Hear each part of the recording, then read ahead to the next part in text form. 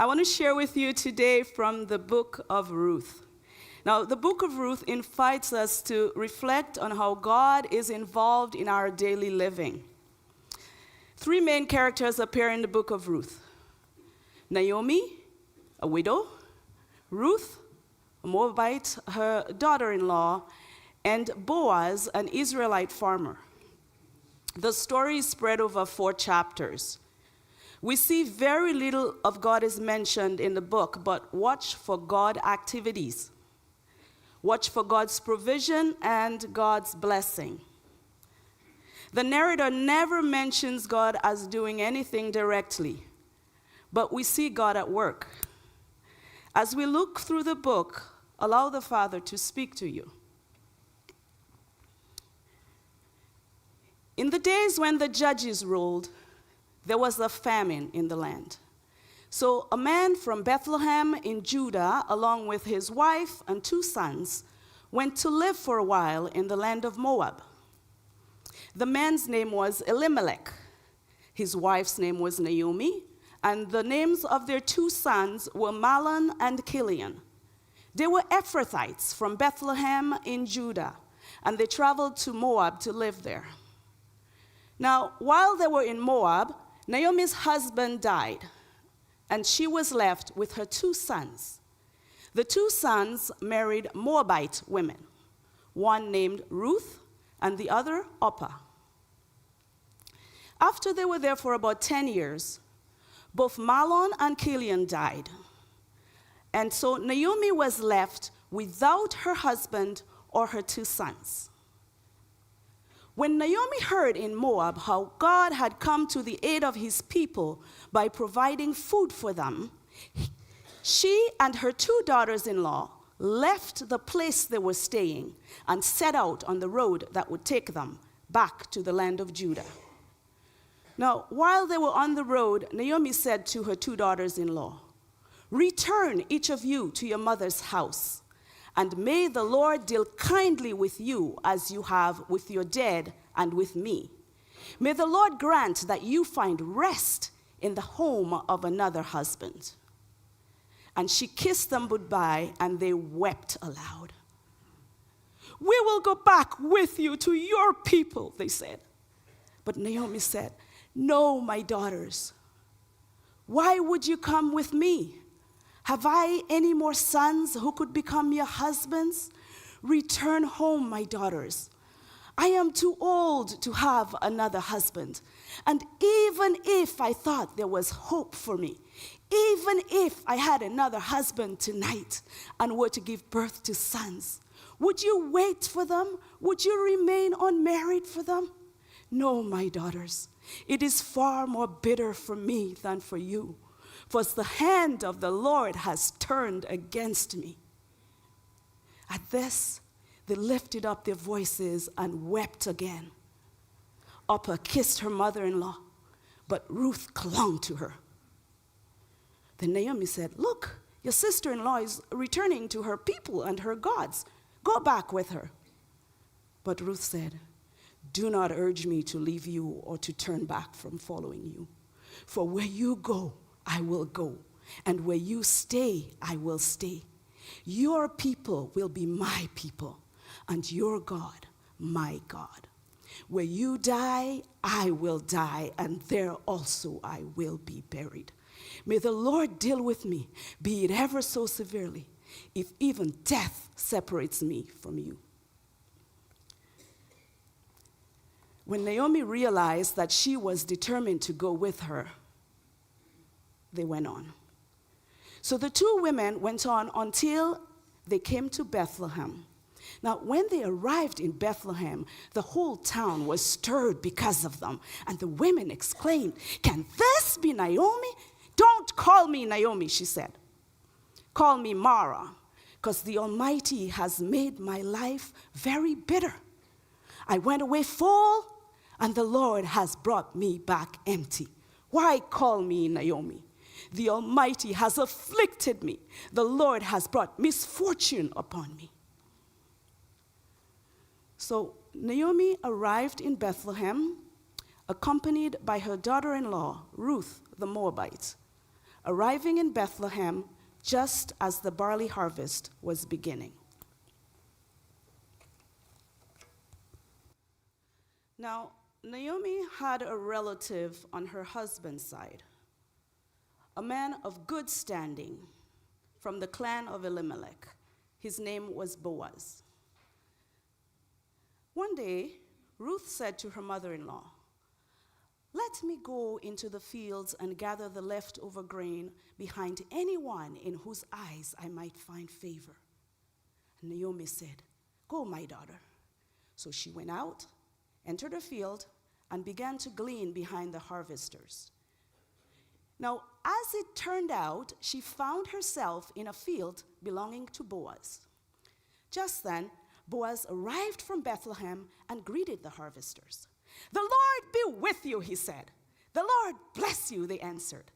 Then Boaz asked the overseer of his harvesters, "Now, who does that young woman belong to?" And the overseer said, "Well, this is the Moabite who came back from Moab with Naomi. She said, 'Let me gather the leftover grain behind the harvesters.' And she came into the field from morning until now, except for a short rest in the shelters." Then Boaz said to Ruth, "Now, my daughter, do not go and glean in another field, but stay with the women who work for me. Watch the fields they're harvesting and follow after them. Now, I've told the men not to lay a hand on you. And when you are thirsty, go and have a drink from the water jugs that the men have collected." At this, she bowed with her face to the ground and said, "Why have I found such favor in your eyes that you would notice me, a foreigner?" Then Boaz said, "All that you have done for your mother-in-law has been told to me. How you left your mother and father and your native land and came to live with a people you did not know before. May the Lord repay you. May you be richly rewarded by the Lord under whose wings you have come to take refuge." Then Ruth said, "You have reassured me and have spoken kindly to your servant, although I do not have the standing of one of your servants." At mealtime, Boaz said to Ruth, "Come over here and have some grain." Oh, let's hold off on the grain. "Come over here and have some bread and dip it in the wine vinegar." And when she sat down, he gave her some roasted grain, and she ate all she wanted and had some left over. When they got up to glean again, Boaz said to the men, "Let her gather among the sheaves and do not rebuke her. Even pull out some stalks of grain and leave them on the ground for her to pick up, and do not reprimand her." So Ruth gleaned until evening. Then she threshed the barley she had gathered, and it was about an ephah. And she went home and showed her mother-in-law how much she had gathered. And she even gave her the leftover roasted grain that she had after she had eaten and was satisfied. Then Naomi said to her, "Where did you work today? Where did you glean?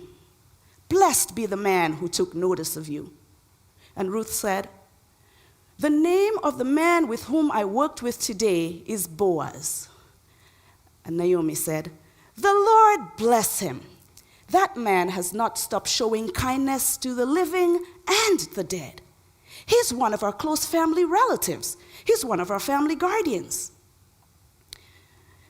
And Ruth answered, "So he even told me to stay with my workers until they have finished harvesting all my grain." And Naomi said, "This is good, my daughter, that you stay with the women who work for him, because in someone else's field you might be harmed." So Ruth stayed with the women of Boaz until they had finished harvesting all the wheat and barley, and she lived with her mother-in-law.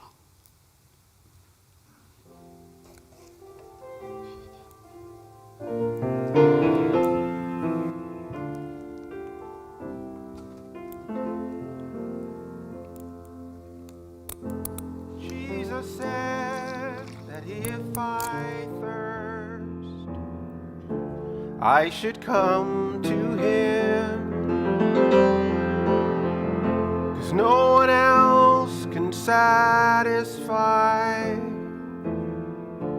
I should come to him.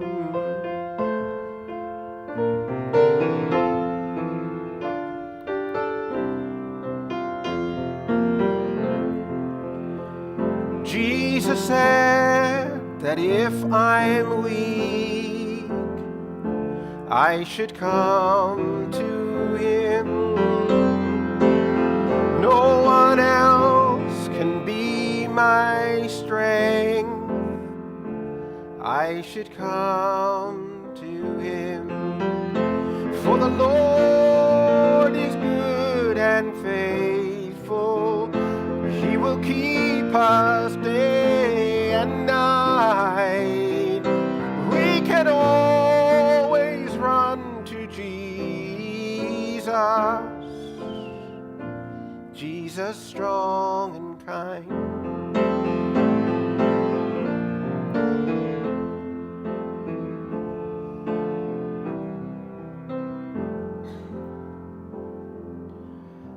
Jesus said that if I fear, I should come to him. He alone will be my shield. I should come to him. For the Lord is good and faithful. He will keep us day and night. We can always run to Jesus. Jesus strong and kind.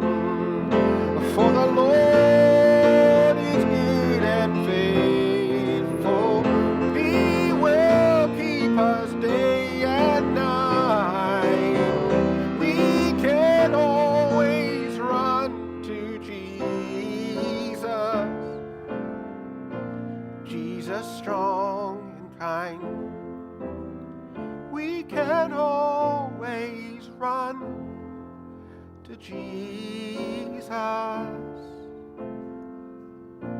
Jesus strong and kind. Jesus strong and kind.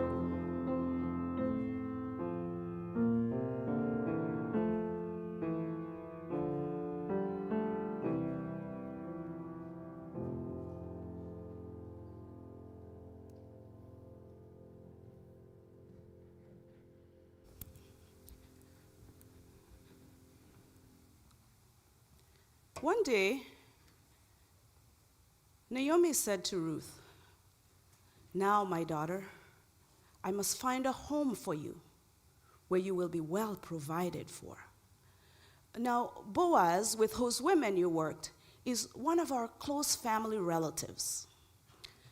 Tonight, he will be winnowing barley at the threshing floor. Now, wash and perfume yourself and put on your best clothes and go down to the threshing floor. Do not let him know that you are there until he has finished eating and drinking. Then note the place where he lies down. Then go and uncover his feet. He will tell you what to do. Then Ruth answered, "Everything that you have said, I will do." So she went down to the threshing floor and did everything that her mother-in-law told her to do. Now, when Boaz had finished eating and drinking and was in high spirits, he went to lay down at the far end of the grain pile. Now, Ruth approached quietly, uncovered his feet, and lay at his feet. In the middle of the night, something startled the man, and he turned, and there was a woman laying at his feet. He said, Who are you?" And she said, "I am Ruth, your servant. Spread the corner of your garment over me, since you are our family guardian." And Boaz said, "Oh, this kindness that you have shown is far greater than that which you had showed earlier. For you did not run after the younger men, whether rich or poor. But now, my daughter, I will do for you whatever you ask. for everyone in my town know that you are a woman of noble character. Now, it is true that I am a family guardian, but there is one who is more closely related than I. Stay here for the night, and in the morning, if he is willing to do his duty as your family guardian, then let him. But if he's not willing, as surely as the Lord lives, I will do it. So she lay at his feet until morning, but got up before anyone could be recognized. For he said, "No one must know that a woman came to the threshing floor." Then he said to her, "Bring the shawl that you were wearing and hold it out." And when she did, he poured into it 6 measures of barley and placed it on her. And he went back into town. Meanwhile, Ruth went to her mother-in-law, and Naomi said to her, "How did it go, my daughter?" She told her everything that Boaz had done for her. And she said, "Look, he even gave me the 6 measures of barley, saying, 'Don't go back to your mother-in-law empty-handed.'" So Naomi said, "Wait, my daughter, until you find out how the matter turns out, because the man will not rest until the matter is settled today." Meanwhile, Boaz went up to the town gate and sat down, just as the family guardian he had talked about came along. And Boaz said to him, "Come over here, my friend, and sit down." And he came and he sat. Then Boaz took 10 elders from the town and said, Come, sit." And they sat. And Boaz said to the family guardian, "Now, Naomi, who has come back from Moab, is selling the piece of property belonging to our relative Elimelech. I thought I should bring the matter to you and suggest that you buy it in the presence of the elders of my people and these seated here. If you will redeem it, then do so. If you will not, tell me, then I will know, because no one has the right to do it except you, and I am next in line." Then the family guardian says, "All right, I will redeem it." Then Boaz said, "On the day you purchase the property from Naomi, you also acquire Ruth the Moabite, the dead man's widow, in order to maintain the name of the dead with his property." At this, the family guardian said, "I cannot redeem it. I might endanger my own estate. You buy it yourself." Now, in earlier times in Israel, for the redemption and transfer of property to become final, one party took off his sandal and gave it to the other. This was the method of legalizing transactions in Israel. So the family guardian took off his sandal and said, "You buy it." Boaz announced, "Today you are witnesses that I have purchased from Naomi all the property of Elimelech, Mahlon, and Chilion. And I've also acquired Ruth the Moabite, Mahlon's widow, as my wife, in order to maintain the name of the dead with his property, so that his name will not disappear from among his people or his hometown. Today you are witnesses." And they answered, "We are witnesses. May the woman who is coming into your house be like Rachel and Leah, who together built up the house of Israel. May you have standing in Ephrathah and be famous in Bethlehem. Through the offspring the Lord gives you by this young woman, may you or your house be like that of Perez, whom Tamar bore to Judah." And Boaz took Ruth, and she became his wife. And the Lord enabled her to conceive, and she gave birth to a son. And the women living there said to Naomi, "Praise be to the Lord, who this day has not left you without a family guardian. May he renew your life and sustain you in your old age. For your daughter-in-law, who loves you and is more to you than 7 sons, has given him birth." Then Naomi took the child in her arms and cared for him. And the women living there said, "Naomi has a son." And they named him Obed. He was the father of Jesse, the father of David. Now, here is the family line of Perez. Perez was the father of Hezron. Hezron was the father of Ram. Ram was the father of Amminadab. Amminadab was the father of Nahshon. Nahshon was the father of Salmon. Salmon was the father of Boaz. Boaz was the father of Obed. Obed was the father of Jesse. And Jesse was the father of David. So that's the end of all 4 chapters.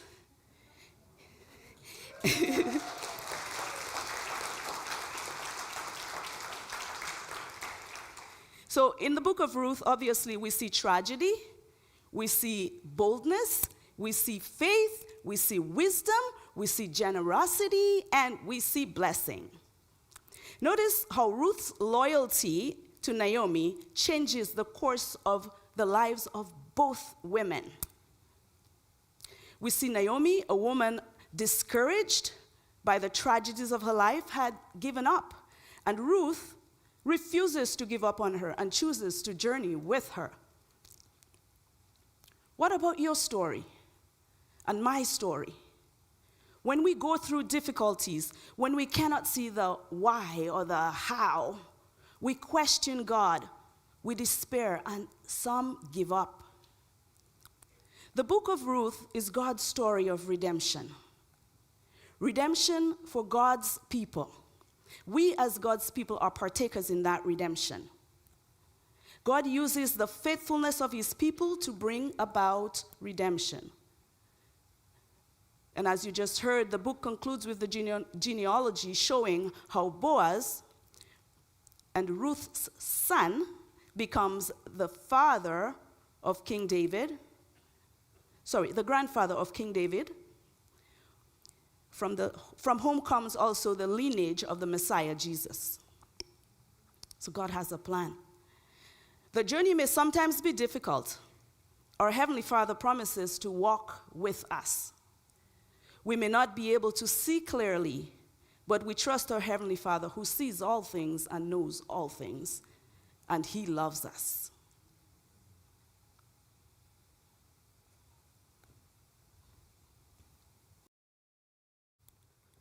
In closing, I want to ask you a question. How might God be at work in the ordinary details of your life? I'm going to close with a blessing. This week, I pray that you will be aware of God at work in your situations. May you walk with confidence that comes from experiencing his peace in the midst of trouble. I pray that you will find comfort in his presence because he loves you with an everlasting love. This week, let us go and be Jesus to a city and a world that desperately needs to know his love.